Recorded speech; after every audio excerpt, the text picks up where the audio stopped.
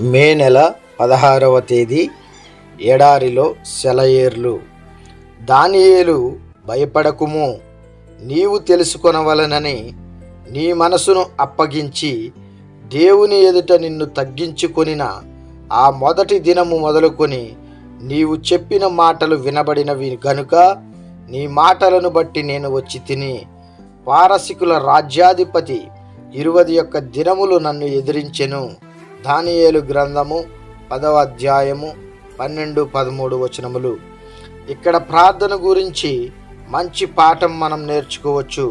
ప్రార్థనను నేరుగా సైతాను అడ్డగిస్తాడని స్పష్టంగా రాసి ఉంది. దానియేలు 21 రోజులు ఉపవాసం ఉండి ప్రార్థన చేశాడు. ప్రార్థనలో చాలా శ్రమించాడు. అయితే ఇక్కడ రాయబడిన దాని ప్రకారం అతనికి వెంటనే జవాబు రాకపోవడానికి కారణం దానియేలు యోగ్యుడు కాదని కాదు, అతని ప్రార్థన సరైనది కాదని కాదు, సైతాను అడ్డగించినందువలన.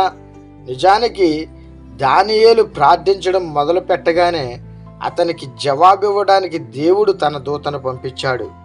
అయితే ఒక దుష్టశక్తి ఆ దూతని ఎదుర్కొని అడ్డగించి దూతతో పెనుగులాడింది. పరలోకంలోనే ఆ పెనుగులాట జరిగింది. అక్కడ పోరాటం జరుగుతున్నంత కాలము ఇక్కడ భూమి మీద దానియేలు ప్రార్థనలో పోరాడుతూనే ఉన్నాడు. ఏలయనగా మనము పోరాడునది శరీరులతో కాదు గాని ప్రధానులతోనూ అధికారులతోనూ ప్రస్తుత అంధకార సంబంధులకు లోకనాథులతోనూ ఆకాశమండలమందున్న దురాత్మల సమూహములతోనూ పోరాడుచున్నాము. పూర్తిగా 3 వారాల పాటు దానియేలుకు జవాబు రాకుండా సైతాను అడ్డుపడగలిగాడు. దానియేలు దాదాపుగా ఆశ వదిలేసుకున్నాడు. దానియేలును పూర్తిగా అణగద్రొక్కేయాలని సైతాను అనుకుని ఉండవచ్చు. అయితే మనం భరించగలిగిన దానికంటే ఎక్కువ శోధన మన మీదకి రానివ్వడం దేవునికి ఇష్టం లేదు. చాలామంది క్రైస్తవుల ప్రార్థనలు సైతాను మూలంగా నిర్వీర్యం అవుతూ ఉంటాయి.